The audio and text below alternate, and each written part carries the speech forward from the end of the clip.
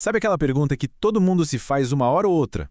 Será que dá pra gente mudar de verdade? Mudar não só um hábito, sabe? Mudar nossa essência? Pois é, hoje a gente vai mergulhar numa ideia fascinante com base na ciência, que mostra como é possível sim remodelar nosso cérebro de propósito para a gente se tornar quem a gente realmente quer ser. Bom, para começar, vamos falar de uma luta que, nossa, acho que todo mundo conhece bem. Por que será que a gente age por impulso, né? Porque do nada a gente explode de raiva ou, sei lá, cede para um desejo que a gente sabe lá no fundo que vai se arrepender depois. Essa briga interna é exatamente o ponto de partida para a gente entender como essa mudança toda pode acontecer. E a resposta para essa pergunta, olha, está na estrutura do nosso cérebro. É isso mesmo. Dentro da nossa cabeça, o tempo todo está rolando um conflito neurológico. É uma batalha de verdade, sabe? Entre duas partes nossas que querem coisas, bem, completamente diferentes. Para a gente entender essa batalha é o seguinte: de um lado, a gente tem o tronco cerebral. Pensa nele como a nossa parte mais primitiva, sabe? Ele funciona na base do instinto, do impulso, da reação na hora. E do outro lado, a gente tem o lobo frontal, que é onde mora a razão, o planejamento, as virtudes. Agora, qual é o grande problema aqui? É que na maior parte do tempo, quem está no comando, quem manda na situação, é o nosso cérebro primitivo. Tá, beleza. Então, como é que a gente faz para vencer essa batalha interna? Bom, a fonte que a gente está analisando apresenta um mapa, e é um mapa fascinante, chamado Virtologia. E olha, é muito importante entender isso aqui. Não estamos falando de religião, nem de um código moral, nada disso. É um guia prático que se baseia em psicologia e neurologia. A ideia central é genial, na verdade. A virtologia olha para virtudes tipo paciência, humildade, e não vê como conceitos abstratos, sabe? Ela vê como competências, habilidades que podem ser treinadas. É como um músculo mesmo. E ao praticar essas virtudes, a gente está literalmente fortalecendo o nosso lobo frontal, que é a parte consciente e evoluída do cérebro. E essa citação, nossa, ela resume perfeitamente qual é o objetivo de tudo isso. A liberdade de verdade não é sobre fazer tudo o que dá na telha. É sobre ter o poder de escolher quem se quer ser, sabe? É conseguir dominar aquelas reações primitivas e agir a partir de um lugar de consciência. Isso sim é liberdade. Ok, muito legal. Mas como é que essa jornada funciona na prática, né? A fonte propõe um caminho bem claro que é dividido em estágios de evolução psíquica. É um processo, passo a passo, que leva de um estado de ser para outro.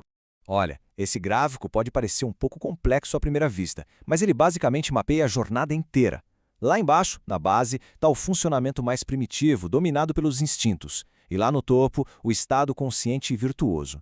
Cada uma dessas faixas representa um novo nível de controle do lobo frontal. Por exemplo, dá uma olhada na base: viciação, destrutividade. Conforme a gente sobe, essas coisas vão sendo trocadas por virtudes e domínio dos instintos. É um verdadeiro mapa da nossa evolução interior. Para simplificar um pouco, vamos focar em alguns pontos-chave dessa jornada. A gente começa lá na faixa primitiva, que é pura reação, sabe? Muita gente se encontra na consciência parcial, que é aquele conflito clássico de puxa, eu sei o que eu deveria fazer, mas eu simplesmente não consigo. A evolução segue até a faixa do sentir, quando a empatia começa a guiar as ações. E o objetivo final é chegar no amor pleno, que é um estado onde o egoísmo simplesmente não existe mais. Isso tudo soa muito bem, né? Mas a pergunta que fica é: como essa mudança acontece de verdade lá no cérebro? A resposta está num conceito poderoso chamado neuroplasticidade. É ele que mostra como a prática de virtudes pode literalmente alterar toda a fiação do nosso cérebro. A ideia central é essa, bem simples.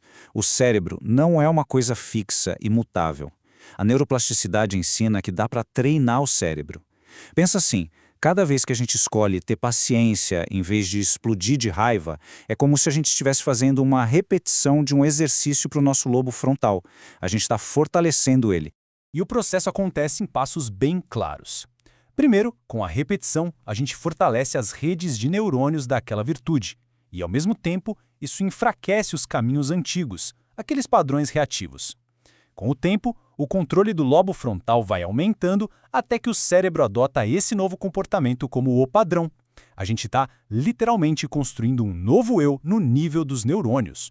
Certo, mas por onde a gente começa tudo isso? A fonte aqui é bem direta. O primeiro passo, o mais crucial de todos, é encarar de frente a raiz do nosso estado primitivo, a força que mais deixa a gente preso lá no tronco cerebral, o orgulho. E é muito importante entender essa definição. Orgulho aqui não é só arrogância, não. É um mecanismo de sobrevivência super antigo. É como se a nossa parte mais animal estivesse gritando: ei, eu preciso ser importante, eu preciso ser aceito pelo grupo para sobreviver. Essa necessidade primitiva de aprovação, ela é a raiz de muitos dos nossos conflitos. E esse mapa mental deixa bem claro o tamanho do problema. O orgulho está ali, bem no centro, do epicentro de tudo. E a partir dele se espalham a necessidade de controlar tudo, a inveja, a vaidade. Praticamente todo o comportamento neurótico pode ser rastreado até chegar nessa necessidade primitiva de ser importante. Então, se o orgulho é o grande problema, a humildade é a solução. Simples assim. É a competência que, quando a gente pratica, enfraquece o instinto do orgulho e, ao mesmo tempo, fortalece o lobo frontal. É o antídoto específico para esse veneno. E a melhor parte é que dá para treinar a humildade com hábitos bem simples do dia a dia. Coisas como ouvir de verdade, sabe? Sem ficar pensando no que vai responder. Ou, quando errar, pedir desculpa sem ficar se justificando. Ou então, celebrar de coração o sucesso de outra pessoa. Cada coisinha dessas é um exercício direto para enfraquecer o orgulho. Para a gente fechar, fica essa reflexão. Mudar quem a gente é exige fé. Mas não a fé em algo externo, e sim na nossa própria capacidade de mudar. Exige que a gente haja, mesmo sem ter todas as garantias. É ter a certeza de que cada pequena escolha consciente está de fato remodelando nosso cérebro. Então a questão que fica não é se é possível mudar, mas sim qual pequeno ato de humildade pode ser praticado hoje para começar a construir, neurônio por neurônio, um novo eu.